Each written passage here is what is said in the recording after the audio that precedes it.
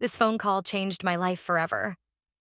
I was sitting on the balcony of our apartment in Brooklyn, inhaling the cool, early evening air.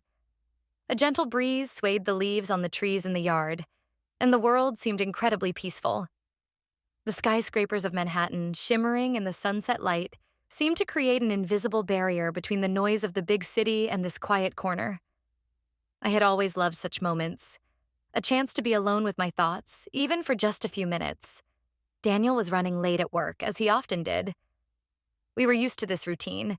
He would come home late, we'd have dinner together, talk about everyday things, and then each of us would go about our own business. I didn't complain. I was used to it. Marriage turned out to be not as complicated as I had once imagined, and although it sometimes felt like something was missing, I chalked it up to plain exhaustion. Tonight I was pondering whether we should plan something for the weekend. Maybe a trip to Central Park for a picnic? Sunny weekends were rare in New York, especially in the fall, and we should seize the opportunity. It had been a while since Daniel and I went out somewhere just for the sake of it, with no particular goal. The phone rang, shattering the silence. I flinched, pulled out of my thoughts. Hello? Emma, it's me.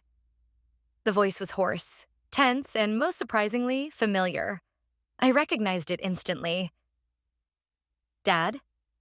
I frowned, trying to figure out why he was calling from an unknown number. Our relationship was, to say the least, strained. My father and I rarely spoke after I moved to New York. We had never had warm family ties, and to be honest, I had grown used to him rarely calling. Yes, it's me. His voice sounded strange, as if he was hesitating, unsure how to start the conversation. Sorry for not giving you a heads up. I have important news. My mind immediately began racing through possibilities. The past? Money? Health problems? It wasn't like him to call just for the sake of it. Did something happen? I felt a surge of anxiety rise within me. The silence on the other end lasted too long. Emma, there's something you need to know. It's complicated, and I probably should have told you a long time ago. You're scaring me. You have a brother, he blurted out, as if afraid he'd change his mind if he hesitated. For a few seconds, I was frozen. My father's words didn't make sense. What? I asked quietly, not believing what I had just heard. What brother? His name is Louis. Your mother and I never told you, but you have a brother. He took a deep breath. He lives in Chicago. Why did you keep this a secret? Words were bursting out of me, but I couldn't form a coherent sentence. You never told me about this? How? Why now? It's a long story, Emma. And believe me, I can't explain everything over the phone right now. My father's voice was quiet, as if he didn't fully understand what he was doing. But Louis wants to get in touch with you. I gave him your number. He will find you. What? I was barely keeping up with the rush of emotions.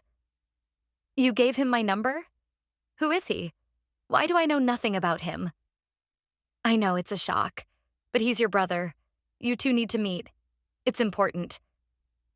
He went silent again, and I, gripping the phone, tried to process what I had just heard. It felt like the ground beneath me had cracked. I don't understand. I exhaled. Why now? Why are you telling me this only now? Because he found me. His words sounded like a confession. And he wants to find you.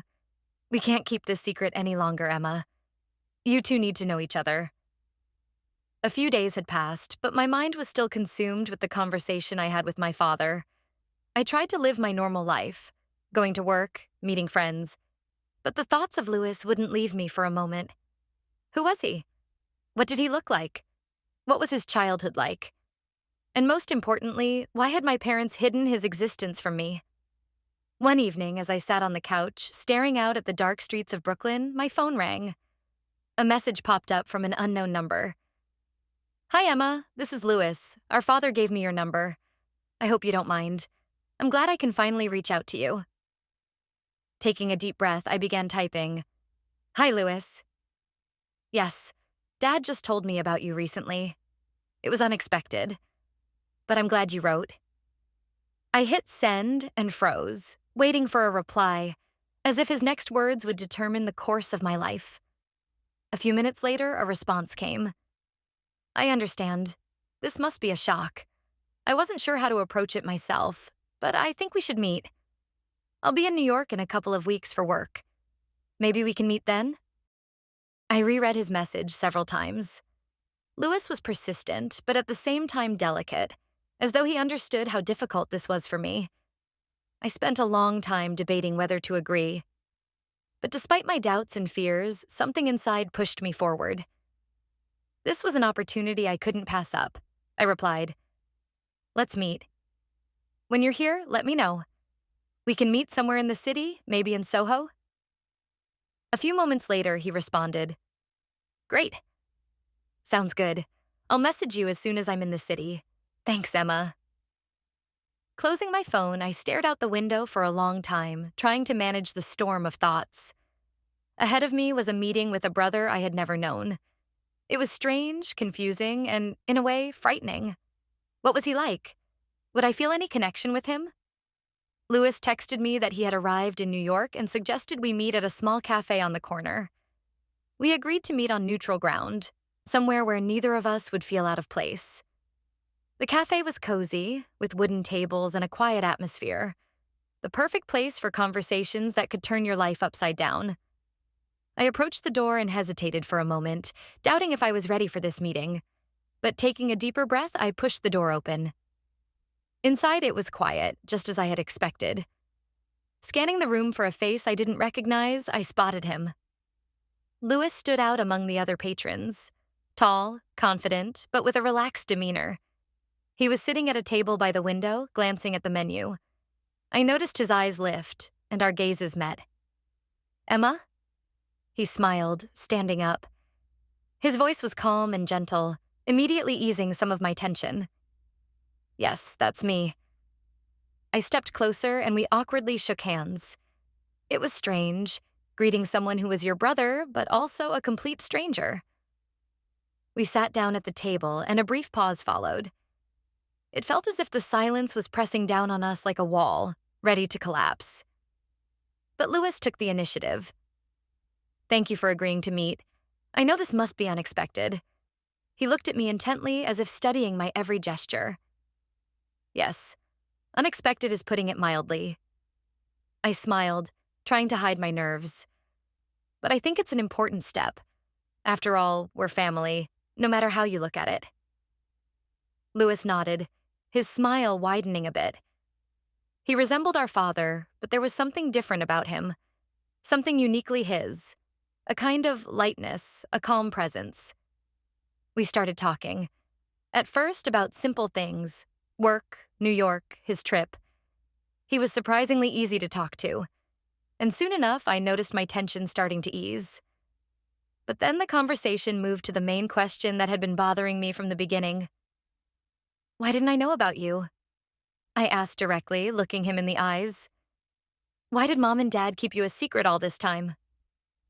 Lewis froze for a moment, then set the menu down and looked at me with a seriousness I didn't expect to see in his eyes. I didn't know the whole truth for a long time myself. They never told me about you. I found out only recently, and I was just as shocked. Dad decided it was better not to bring up the past, not to complicate anyone's life. I don't know all the details, Emma, but I think they did it with the best intentions. Though, of course, that's not an excuse. His words sounded sincere, but it was still hard for me to accept. And what now? I asked quietly, trying to sort through my feelings. How does this change things? I don't know, he admitted. But I feel like we should try. Try to build some kind of connection. Start somewhere. We're family, as you said. We talked for a long time after that, and to my surprise, it was easy. I hadn't expected to feel a connection so quickly with this stranger who had suddenly turned out to be my brother. When we said goodbye, I already knew that this wouldn't be our last meeting. Thanks for coming, Lewis said as we left the cafe. I'm really glad we met. Me too, I replied sincerely. Several days had passed since our meeting, but I couldn't shake thoughts of Lewis. Our encounter had been remarkably easy. We talked as if we had known each other our whole lives. This feeling threw me off balance. How could I become so quickly attached to someone I had never met before? I tried to keep these thoughts at bay, but the deeper I delved, the more doubts surfaced within me. One evening, sitting on the couch in our apartment, I realized I had been thinking about Lewis while Daniel was talking about something related to his job. His voice sounded like background noise, something I was used to but wasn't really listening to. Emma, are you hearing me?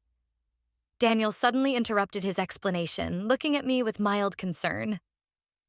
What? Sorry, I startled, realizing I had missed the entire conversation. You haven't really been present lately? He sighed, pulling his chair closer to the couch. Is everything okay? Yeah, everything's fine. Just stressed at work. I lied, avoiding his gaze. The lie felt like a weight inside me. Daniel had always been my reliable support, but now I couldn't share with him what was really going on. Maybe we should spend more time together? He suggested, his voice softening, as if he was trying to figure out what was wrong with me. Yeah, maybe, I agreed. But deep down, I knew that even that wouldn't change the situation. Every night, lying in bed next to Daniel, I thought about how to tell him about Lewis. But every time, something inside me held me back. I was scared. Scared to admit that Lewis's arrival had affected me more than I wanted to acknowledge. I was afraid to disrupt our routine, afraid to reveal emotions I didn't fully understand myself. Yet, I knew I couldn't keep this hidden for long. Doubts were piling up like a storm before the downpour, and sooner or later, something had to happen. A few days later, as I tried to return to my normal rhythm of life, my phone rang. It was Lewis. Strangely, when I saw his name on the screen, I felt both excitement and a hint of fear. He had become part of my world so quickly that it scared me. Hi, Lewis, I answered, trying to sound calm as if our conversation was nothing out of the ordinary. Hi, Emma. His voice was just as confident and warm. I've been thinking. We had a good talk at the cafe, but I feel like we need more time to get to know each other. I froze, sensing that he was about to say something important. I'm planning to spend the weekend at a lake house in Michigan, he continued casually. It's a quiet, peaceful place, perfect for relaxing and having a real conversation. I wanted to invite you to come with me. What do you think? My heart skipped a beat. A lake house, the countryside. It sounded so appealing and yet so strange. Lewis had just entered my life, and although our communication had been surprisingly easy, I wasn't sure I was ready for this. It wouldn't just be a chat over coffee. We would spend a few days together, far away from everything familiar. Something inside me hesitated, though my desire to know more about my brother outweighed my doubts. Lewis, that's a bit sudden. I hesitated, trying to find the right words. I'm not sure I can. You know, it's all so new. And besides, there's Daniel. I understand, he interrupted gently. But, Emma, this is a good chance for us. In New York, we're both distracted. You with your life, me with my business. Out there by the lake, we can talk peacefully. I'm not pressuring you, just think about it. He was right. The lake house could be a place where we could truly get to know each other without distractions. But what would I tell Daniel? We rarely spent time apart, and he would immediately sense that something was off. All right, I found myself agreeing, without even thinking about the consequences. I'll go. Great. Lewis's smile was audible through the phone. I'll pick you up Friday morning. Get ready for a weekend you won't forget. After the call, I felt a strange sense of relief, as if something long brewing had finally broken through. But doubts followed shortly after. I still hadn't figured out what to tell Daniel. Something inside me already knew I was treading dangerous ground. Later that evening, as we sat down for dinner, Daniel asked, "How was your day?" Fine, I answered quickly, looking down at my plate. We were eating pasta, and usually this was one of our favorite parts of the day, when we unwound after work. But not tonight. Are you okay? He asked, studying me closely. I could feel his gaze on me. Yeah, just tired. By the way, I have a work trip this week. I lied again, looking him in the eye. I'll have to be away for a few days. A work trip? You've been working a lot lately, he said, surprised but without suspicion. Where to this time? Chicago, I blurted, afraid he would start asking more questions. Just for a short while. He nodded, though a flicker of doubt crossed his face. Still, he chose not to dig deeper, and in that moment, I realized this was the lie that would change everything. That night, lying in bed, staring at the ceiling, I was overwhelmed by mixed emotions. I had lied to the person I loved to meet a brother I barely knew. It felt as if from this moment on, everything in my life was going to change, and I didn't know which direction it would take. When Lewis picked me up on Friday morning, I felt a slight tremble. We drove in his car along winding roads, leaving noisy New York behind. The landscape outside the window gradually transformed into green hills and fields. I stared out the window, hesitant to break the silence. Lewis was calm, his hands confidently holding the wheel, with a faint smile on his face. "You'll like it there," he finally said. "It's nothing like New York. Quiet, fresh air. You've earned this kind of break for a long time." "I really have missed it," I admitted, trying to relax. As we neared our destination, the scenery became more picturesque. Finally, a view of the lake house appeared. It was an old but well-maintained cottage with large windows overlooking the sparkling water. The house stood on a small rise, surrounded by trees, and seemed like the perfect place for seclusion. "Wow," I exhaled as we got out of the car. "It's really beautiful here." "I knew you'd like it." Lewis smiled, pulling our bags from the trunk. "This place is calming. Let's go inside. I'll show you around." Inside was just as cozy as the outside. Wooden floors, a fireplace, and a spacious living room with a view of the lake. It felt as though time had stopped here, and I could feel the tension from the last few weeks slowly melting away. Lewis and I spent the first half of the day simply walking around the area. Conversations about everyday life gradually shifted to more personal topics, and I began to learn more about him.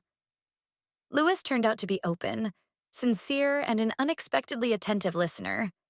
He told me about his childhood, how he was raised by his grandparents, and how he didn't learn about our father until he was an adult. "I always felt like something was missing," he said at one point when we sat by the lake, skipping stones across the water. "And when I found out about you, it felt like the last piece of the puzzle. I searched for you for a long time, Emma." His words resonated deeply with me. I stared at the calm water, trying to process what I had heard. Lewis hadn't just appeared out of nowhere. He had been looking for me, wanting to know me, wanting to connect with a part of the family he had never known. This gave everything new meaning, and suddenly I felt a genuine bond forming between us. "I'm glad you found me," I said, smiling, though it still feels surreal. Lewis looked at me and took my hand. In that moment, there was a tension between us, but it wasn't unsettling. It was warm and gentle. We sat there for a while, and I felt a strange mix of fear and calm at the same time. This was a new chapter in my life, and I knew it would change a lot. As evening fell, we returned to the house and cooked dinner. Lewis lit a fire in the fireplace, and we sat on the terrace, gazing at the lake, enveloped by the quiet of the night. We sat in silence, enjoying the evening until Lewis leaned in and kissed me. I didn't resist. "I suppose," I whispered, feeling conflicted emotions swirling within me. I knew that this connection with Lewis had become important to me, but how could I explain it to Daniel? How could I describe what I was feeling? Lewis looked at me with a soft smile, and suddenly I realized I was no longer afraid. I had a brother now, a bond I had never known before, and whatever lay ahead was part of my new life. Returning to New York after the weekend at the lake, I felt strange. The time I had spent with Lewis had given me a sense of peace that I hadn't felt in a long time. But with every step toward home, tension built up inside me. I knew I couldn't keep hiding what had happened over the past few weeks any longer. The lies and uncertainty were weighing on me so heavily that it became difficult to even be around Daniel. When I walked into the apartment, he was already home, sitting on the couch with a glass of wine. There was a coldness in his eyes that I didn't recognize. "You're back," he said calmly, though his voice was tight. "How was the business trip?" "Yes." I hesitated for a moment, feeling my insides clench. This was the lie that was finally about to unravel. Daniel stood up and walked closer. I immediately knew that he had figured it all out. He stood so close that the tension between us was almost palpable. "Emma, I think you have something to tell me. You clearly weren't on a business trip. I've known for a while that something was off. What's going on?" His voice was steady, but I could hear the pain in it, and it tore me apart from the inside. I couldn't lie anymore. I couldn't keep hiding everything that had happened over the past weeks. "Daniel." I took a deep breath, trying to gather my thoughts. "There's something I haven't told you. It's complicated. I've met my brother. His name is Louis, and I didn't know about him until recently." His face froze with shock. He clearly hadn't expected that. "A brother?" he repeated, stepping back. "You never mentioned you had a brother." "Because I didn't know," I replied quietly. "My father only told me recently. It was a shock, just like it is for you now. But I met him, and we went away for the weekend to Michigan to get to know each other better." Daniel stared at me for a long time, trying to process what I had just said. His hands clenched into fists, and I could see not only hurt, but deep pain burning in his eyes. "Why didn't you tell me? Why didn't you say something when this all started?" His voice rose, filled with not just anger, but desperation. "Do you understand that hiding something like this is a betrayal?" "I know. I know I should have told you." My voice shook. "But I was scared you wouldn't understand. It all happened so fast. It was hard for me to accept. And then I didn't know how to explain it." "You didn't know how to explain it?" he repeated, his voice sharper now. "So you chose to lie to me about a business trip and run off with some stranger you call your brother?" His words hit me like a slap. I understood how it looked from the outside, and the realization only deepened my guilt. "Louis isn't just some stranger," I whispered. "He's part of my family, part of me. I needed to get to know him, Daniel." "And what about us?" He took a step closer, tears glistening in his eyes. "We're family too, or does that not mean anything to you anymore?" Those words cut through me like a knife. I lowered my head, unsure how to explain my feelings, unsure how to tell him that ever since Louis appeared, my life had changed forever. "You're changing, Emma," Daniel said after a long silence. "You're not the person I married anymore, and I feel like everything's slipping away from us. I don't even know who you are anymore." "Daniel, I'm sorry," I began, but he waved his hand, cutting me off. "I can't deal with this right now. I need time to think about all of this." He turned and headed toward the door, as if he didn't want to hear any more. "Daniel." I wanted to stop him, but I realized there was nothing I could do in that moment to fix things. He closed the door behind him, leaving me alone in the now empty apartment. Everything I had tried to hold on to, everything I had tried to hide, had finally exploded, leaving everything in ruins. I sat down on the couch, pressing my hands to my face.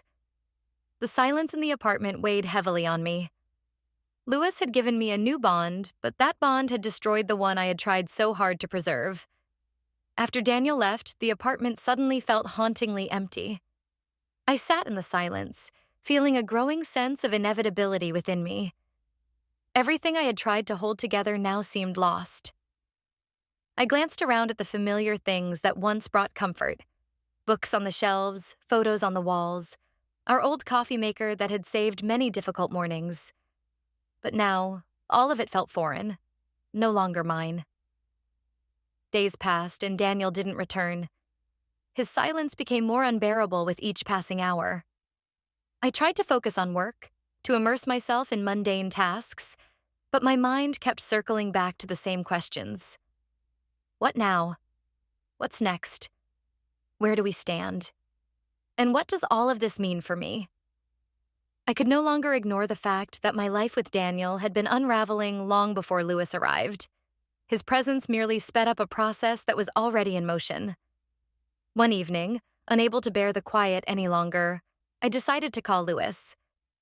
He picked up almost immediately, his voice as gentle as ever. "Emma, are you okay? I haven't heard from you in a few days," he said, his words filled with the care I had been missing in the past week.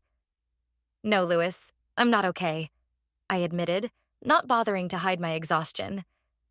"I told Daniel about you, about us, and he left. I don't know what's going to happen now." "I'm sorry, Emma." Lewis was silent for a few seconds, clearly unsure of what to say. "I didn't want this to be the cause of a breakup in your life." "It's not your fault," I sighed. This had been brewing for a long time. You just happened to be the trigger that made me realize our life with Daniel was already cracking. "What are you going to do?" he asked quietly, as though afraid of what my answer might be. "I think I need to move out. There's nothing left here to keep me. This home, it doesn't feel like mine anymore." The words were hard to say, but I knew they were true. "If you need a place to stay," Lewis began, "you're always welcome to come to me. I have a room and I'd be happy to help." "Thank you," I replied with a faint smile. "But I need some time to think. I feel like I have to figure myself out before I make my next move." A few days later, I began packing my things. With every item I boxed up, every book I took down from the shelf, I felt the past gradually letting go of me. It was hard to leave, but deep down, I knew it was the right thing to do. Lewis helped me, and we talked almost every day. His support became my lifeline. When I finished packing, I looked around the now empty apartment.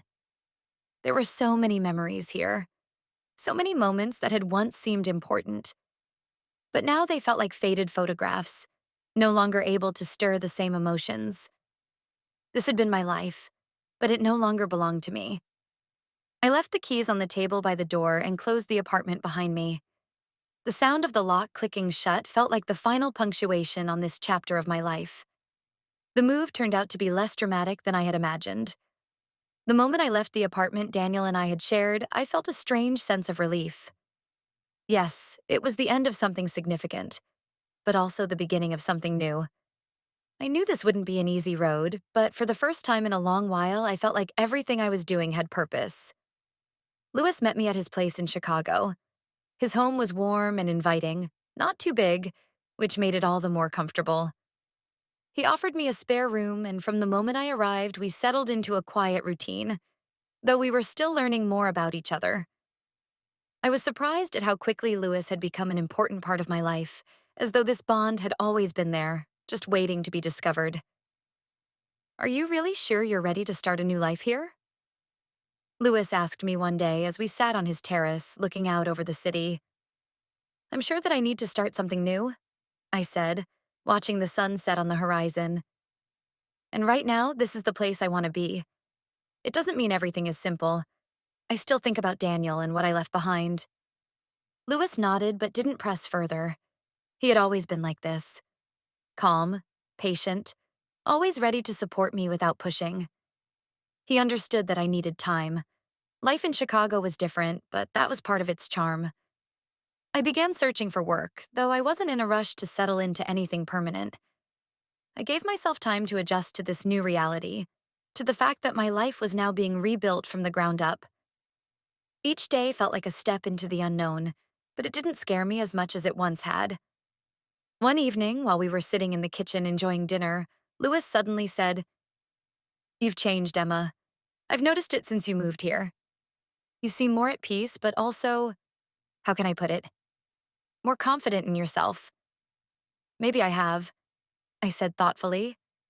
"Maybe it's because I've started accepting myself for who I am, without all the expectations I used to have. I don't feel like I have to be someone else for anyone anymore." Lewis smiled and raised his glass. "To new beginnings," he said, and we clinked glasses. Our relationship continued to grow naturally. We became close, and each day I learned something new about Lewis. At some point, I realized I wasn't just gaining a brother. I was gaining a person who was becoming an integral part of my life, my future. Months passed, and I became more certain that I had found my place in this new world. Yes, it hadn't been easy. I was still in touch with Daniel, trying to sort out my feelings for him, but our connection had grown more formal. We both knew that whatever had held us together was no longer there. Our conversations became fewer, and soon we simply accepted that our lives would continue in different directions. Lewis, however, remained close. We became more than friends, much deeper than that. We were family, the kind of family I hadn't known existed.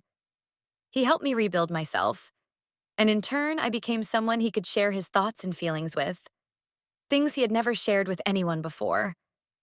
Each day was a step forward, and though I didn't know where this new path would lead, I felt that everything that had happened before was meant to help me become who I was now. Starting over wasn't always easy, but it gave me a sense of purpose I hadn't known before. With Lewis by my side and with this new sense of freedom, I felt like I had a chance to build my life differently. And now, I was ready for whatever challenges might come along this path. This was only the first step, and despite all the difficulties, I knew that the future ahead of me was one I was ready to embrace with open arms.